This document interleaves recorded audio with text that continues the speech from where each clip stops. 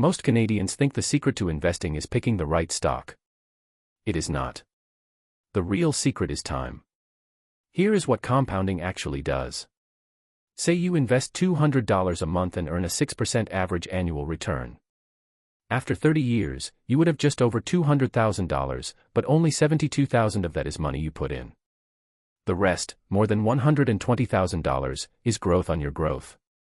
Now watch what starting early does. Begin 10 years sooner, and that same $200 a month grows to nearly $400,000, almost double, for only about $24,000 more out of your pocket. The dollars you invest in your 20s do the heavy lifting, because they have the most time to compound. And if you hold those investments inside a TFSA, with $7,000 of new room in 2026 and up to $109,000 cumulative, every dollar of that growth is completely tax-free.